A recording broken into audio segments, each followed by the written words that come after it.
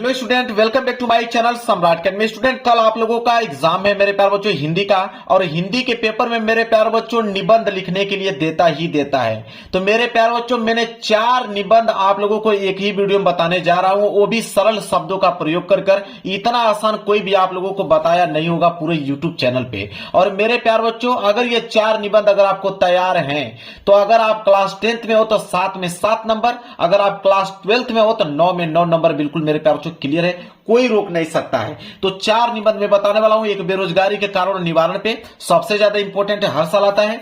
इसके बाद आतंकवाद के कारण और निवारण, ये भी बहुत इंपॉर्टेंट है, हर साल आता है।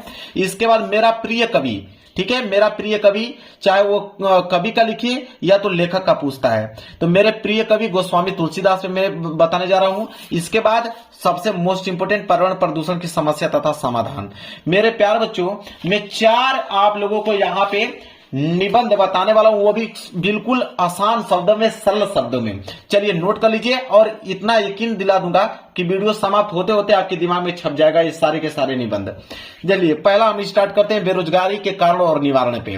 देखिए, बेरोजगारी के कारण और निवारण पे जब निबंध लिख रहे हो मेरे प्यारे बच्चों, सबसे पहला जो हेडिंग होना चाहिए वो प्रस्तावना होना चाहिए। अब बिल्कुल मेरे पास तो किताब का मैंने प्रयोग नहीं किया है, मैं अपने दिमाग से इसको लिखा हूं ताकि आप इसको याद कर पाए, और एग्जामिनर इतना प्रभावित हो जाएगा कि आपको क्या बताया जाए। चलिए, प्रस्तावना में लिखा है कि बेरोजगारी आज हमारे देश की एक बड़ी समस्या है। जब किसी व्यक्ति को काम करने की इच्छा और योग्यता होने पर भी रोजगार नहीं मिलता तो उसे बेरोजगारी कहते हैं। बिल्कुल सही बात है, आपके पास योग्यता हो फिर भी आपको रोजगार नहीं मिलता है तो उसे हम लोग बेरोजगारी कहते हैं, और यह समस्या देश की प्रगति में बाधा बनती है। मेरे प्यारों, चाहे पढ़ने में कितना ही टैलेंट क्यों ना हो, जब तक वैकेंसी नहीं आएगी तब तक आपको नौकरी नहीं मिलेगा। तो इसीलिए कह रहा है कि किसी व्यक्ति को काम करने की इच्छा और योग्यता होने पर भी रोजगार नहीं मिलता है तो उसे बेरोजगारी कहते हैं। प्रस्तावना में देखिए कितना खूबसूरत से लिखा गया, याद भी हो गया होगा आप लोगों को। फिर हमने एक लाइन के गैप छोड़कर दूसरा हेडिंग डाला है कि बेरोजगारी के कारण। इसमें हमने लिखा है कि बेरोजगारी के कई कारण हैं। जनसंख्या वृद्धि सबसे बड़ा कारण है, शिक्षा प्रणाली में कभी भी एक कारण है, क्योंकि पढ़ाई अधिकतर किताबों तक सीमित रहती है। गांव में उद्योग धंधों की कमी और तकनीकी बदलाव भी बेरोजगार को बढ़ाते हैं। क्लियर है, ये हो गया बेरोजगारी के कारण कि कौन कौन से कारण हैं बेरोजगारी के। इसके बाद अगला हेडिंग हमने यहां पे तीसरा हेडिंग डाला हुआ है, शिक्षा और कौशल की कमी। इसमें हमने लिखा है कि आज के समय में केवल डिग्री होना पर्याप्त नहीं है, युवाओं के पास व्यवहारिक ज्ञान और तकनीकी कौशल कम होता है। इस कारण उन्हें नौकरी पाने में कठिनाई होती है। कोई जरूरी नहीं है कि किताब का ज्ञान से ही आप नौकरी पा सकते हो, प्राइवेट नौकरी भी मिल सकती है आपकी स्किल पे, ठीक है, आपके पास टैलेंट होना चाहिए। इसके बाद एक लाइन का गैप छोड़ के हमने बेरोजगारी का दुष्परिणाम लिखा है कि बेरोजगारी से गरीबी, तनाव और निराशा बढ़ती है, परिवार की आर्थिक स्थिति कमजोर हो जाती है, समाज में अपराध और असंतोष भी बढ़ सकता है। बिल्कुल सही बात है, अगर बेरोजगार रहेंगे तो आप किसी के साथ गलत व्यवहार करेंगे, चोरी करने लगेंगे, उसको मारने लगेंगे, पीटने लगेंगे पैसे के लिए। भाई पैसे के लिए कोई क्या नहीं करता है, ठीक है, और उससे असंतोष भी बढ़ सकता है। इसके बाद एक लाइन के गैप छोड़ के मैंने 5वां हेडिंग डाला है बेरोजगारी के निवारण। उसका निवारण हम कैसे कर सकते हैं? तो बेरोजगारी दूर करने के लिए सरकार को नए उद्योग स्थापित करने चाहिए। बड़ा एक उद्योग खोलना चाहिए जगह जगह पे, ताकि युवाओं जो है बेरोजगार जो है उसमें काम कर सके। युवाओं को कौशल विकास और प्रशिक्षण देना चाहिए, स्किल सिखाना चाहिए, ताकि वो विदेशों में जाकर और अन्य जगहों पे जाकर उन्हें रोजगार मिल सके प्राइवेट में। स्वरोजगार को बढ़ावा देना, ठीक है, छोटे व्यवसायों को सहायता देना भी आवश्यक है। छोटे छोटे व्यवसाय के लिए उन्हें मतलब लोन देना, ठीक है, ये सारी व्यवस्थाएं स्थापित करना चाहिए सरकार को। इसके बाद मेरे पास जो लास्ट हेडिंग है उपसंहार। उपसंहार में हमने लिखा है कि बेरोजगारी एक गंभीर सामाजिक और आर्थिक समस्या है। यदि सरकार और समाज मिलकर प्रयास करें तो इसे कम किया जा सकता है। युवाओं को सही दिशा और अवसर मिले तो वे देश के विकास में महत्वपूर्ण योगदान दे सकते हैं। लो भाई, इतना सिंपल कि आज तक आप लोगों को कोई इतना सिंपल नहीं बताया होगा, जाके आप खोज लीजिए पूरे YouTube चैनल पे। अब मैं बताने वाला हूं यहाँ पे आतंकवाद के कारण और निवारण, बहुत इंपॉर्टेंट है, हर साल आता है। तो आतंकवाद के कारण और निवारण में हमने रूपरेखा लिखा है कि प्रस्तावना, आतंकवाद का अर्थ, आतंकवाद के मुख्य कारण, आतंकवाद के दुष्परिणाम, आतंकवाद का निवारण कैसे करेंगे, उसके बाद उपसंहार। पहले हेडिंग हमने डाला यहाँ पे प्रस्तावना। प्रस्तावना में हमने लिखा कि आतंकवाद आज के समय की एक बड़ी समस्या है। यह समाज और देश की शांति को नष्ट कर देता है। जब कुछ लोग अपने उद्देश्य को पूरा करने के लिए हिंसा और डर का सहारा लेते हैं तो उसे आतंकवाद कहा जाता है। इससे निर्दोष लोगों को नुकसान होता है। देखिए कितना सटीक चीज हमने बताया है। जब एग्जामिनर कॉपी चेक करेगा, जब वो पढ़ेगा तो उसको इतना प्रभावित, उसको इतना अच्छा लगेगा कि वो आपको पूरा का पूरा नंबर देगा। इसके बाद एक लाइन का गैप छोड़ के हमने लिखा है आतंकवाद का अर्थ, कि आतंकवाद का क्या अर्थ होता है। तो देखिए आतंकवाद का मतलब है कि डर फैलाकर अपनी बात मनवाना। आतंकवादी बम विस्फोट, गोलीबारी या अन्य हिंसक घटनाओं के माध्यम से लोगों में भय पैदा करना, उनका उद्देश्य समाज में अशांति फैलाना होता है। देखिए कितना बढ़िया से हमने आतंकवाद का अर्थ लिखा है। इसके बाद अगली हेडिंग हमने तीसरा हेडिंग डाला हुआ है, यहां पे मैं दिखाता हूं आप लोगों को। तीसरी हेडिंग हमने डाला है कि आतंकवाद का मुख्य कारण क्या है। तो आतंकवाद के मुख्य कारण है कि आतंकवाद के कई कारण हैं। गरीबी और बेरोजगारी के कारण कुछ युवा भटक जाते हैं। अशिक्षा के कारण लोग सही और गलत में फर्क नहीं कर पाते हैं। धार्मिक कट्टरता और राजनीतिक स्वार्थ भी आतंकवाद को बढ़ावा देते हैं। देखिए जो फैक्चुअल चीज है मैंने वही लिखा हुआ है। एक लाइन का गैप छोड़ के हमने डाला चौथी हेडिंग, आतंकवाद के दुष्परिणाम क्या है। तो आतंकवाद से देश की शांति और विकास रुक जाता है। निर्दोष लोगों की जान चली जाती है। लोगों में डर और असुरक्षा की भावना पैदा होती है। इससे देश की छवि भी खराब होती है। क्लियर है। इसके बाद हमने डाला पांचवी हेडिंग, आतंकवाद का निवारण कैसे कर सकते हैं। तो आतंकवाद को रोकने के लिए शिक्षा का प्रसार जरूरी है। युवाओं को रोजगार देना चाहिए ताकि वे गलत रास्ते पर न जाएं। सरकार को कड़े कानून बनाने चाहिए। समाज में प्रेम, भाईचारा और एकता को बढ़ावा देना चाहिए। क्लियर है। अब मेरे प्यार के लास्ट हेडिंग हमने यहां पे लिखा उपसंहार। उपसंहार में हमने लिखा कि आतंकवाद मानवता के लिए एक अभिशाप है। इसे समाप्त करने के लिए सभी को मिलकर प्रयास करने चाहिए। यदि हम एकजुट होकर काम करें तो हम एक शांत और सुरक्षित समाज बना सकते हैं। क्लियर है। ये आपके पेपर में 100% आएगा, कल जाके देख लीजिएगा। इसके बाद पर्यावरण प्रदूषण की समस्या तथा समाधान। देखिए पर्यावरण प्रदूषण की समस्या तथा समाधान रूपरेखा में हमने लिखा है प्रस्तावना, प्रदूषण का अर्थ, प्रदूषण के प्रकार, समस्या तथा समाधान, उपसंहार।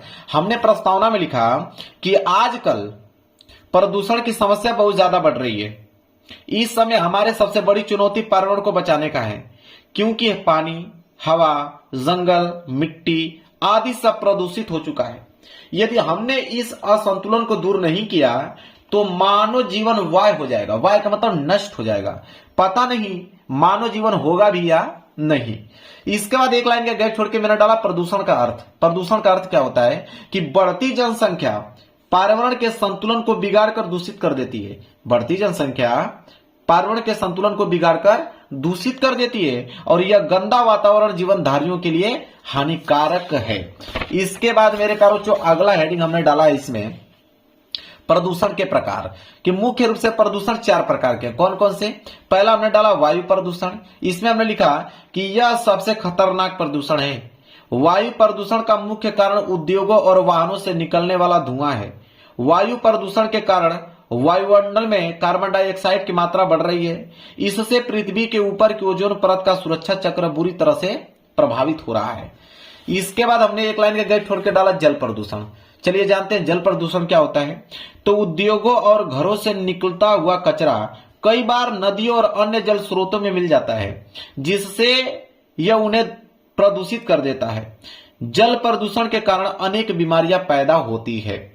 इसके बाद एक लाइन का गैप छोड़ के हमने डाला मृदा प्रदूषण।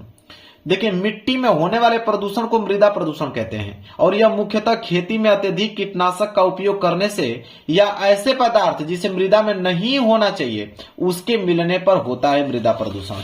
क्लियर है। इसके बाद हमने डाला ध्वनि प्रदूषण। ध्वनि प्रदूषण में हमने लिखा कि ध्वनि प्रदूषण किसी भी प्रकार के अनुपयोगी ध्वनि को कहते हैं। इस प्रदूषण से मानव और जीव जंतुओं को परेशानी होती है। यातायात का शोर, मोटर गाड़ियों का आवाज, लाउड स्पीकर का कर्ण भेदक ध्वनि आदि यह सब प्रदूषण होता है। इसके बाद हमने लिखा प्रदूषण की समस्या। प्रदूषण के कारण मानव के स्वस्थ जीवन को खतरा पैदा हुआ है। प्रदूषण के कारण मानव खुली हवा में सांस लेने के लिए तरस रहा है। प्राकृतिक असंतुलन पैदा हो रहा है। कई तरह के जीवन और प्रजातियां प्रदूषण के कारण विलुप्त होते जा रही हैं। यह है प्रदूषण की समस्या। मेरे प्यारे बच्चों, बस एक बार आप इस वीडियो को देख लोगे ना तो आपका दिमाग खुल जाएगा और पूरा का पूरा निबंध लिखकर चले आओगे। पांचवा हमने डाला प्रदूषण का समाधान कैसे कर सकते हैं। देखिए, प्रदूषण कम करने के लिए हमें लोगों में जागरूकता पैदा करना होगा, वनों के विनाश को रोकना होगा, अधिक से अधिक पेड़ लगाने होंगे, वर्षा के जल को संचित करके उनका पुनः उपयोग करना चाहिए, प्रदूषण खिलाफ अभियान चलाने होंगे हमें। इसके बाद लास्ट हेडिंग उपसंहार। उपसंहार में लिखा हमने कि प्रदूषण एक बहुत गंभीर समस्या है।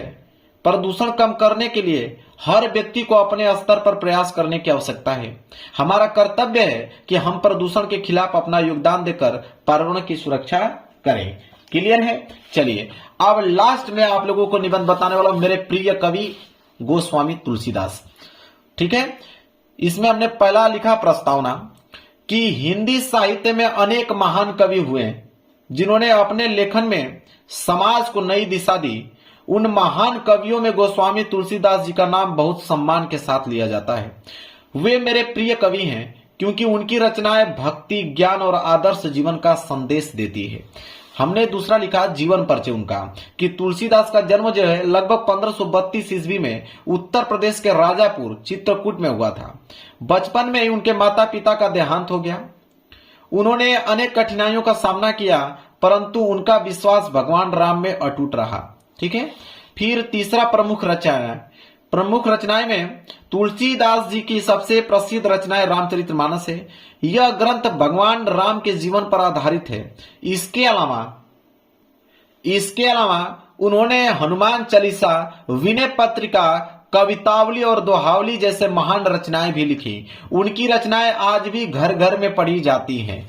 चौथा हमने लिखा भाषा और शैली कि तुलसीदास जी ने अपनी रचनाएं अवधी भाषा में लिखी जो सरल और मधुर है। उनकी भाषा इतनी सहज है कि आम लोग भी उसे आसानी से समझ सकते हैं। उनकी कविता में भक्ति, करुणा और नैतिकता का सुंदर मेल मिलता है। फिर हमने पांचवा लिखा कि समाज पर प्रभाव। लिखेंगे तुलसीदास जी की रचनाओं ने समाज को सच्चाई, प्रेम और धर्म का मार्ग दिखाया। उन्होंने लोगों को अच्छे संस्कार अपनाने और भगवान में विश्वास रखने की प्रेरणा दी। उनका साहित्य आज भी लोगों के जीवन में मार्गदर्शन करता है। फिर लास्ट हेडिंग है उपसंहार। इसमें हमने लिखा कि गोस्वामी तुलसीदास जी केवल एक महान कवि ही नहीं बल्कि एक महान संत भी थे। उनकी रचनाएं हमें सच्चाई और सदाचार का मार्ग दिखाती है। इसी कारण वे मेरे प्रिय कवि हैं और मैं उनके साहित्य से बहुत प्रेरणा प्राप्त करता हूं। मेरे प्यारे बच्चों, मात्र 10 से 12 मिनट की वीडियो में मैंने 4 निबंध बता दिया और YouTube चैनल पे ये कई निबंध बताने में लोगों को 15 मिनट लग जाते हैं, वो भी कठिन शब्दों का प्रयोग करके। तो आप बताइए 10 या 12 मिनट में मैंने 4 निबंध समाप्त कर दिया इतना सरल शब्दों का प्रयोग करके। जाइए 7 में 7 और 9 में 9 नंबर लेकर आइए और वीडियो पसंद आई तो जरूर लाइक करके जाइएगा और चैनल पे नए हो तो चैनल को जरूर सब्सक्राइब कर लीजिएगा। मिलेंगे एक प्यारे से नेक्स्ट वीडियो में, तब तक के लिए धन्यवाद।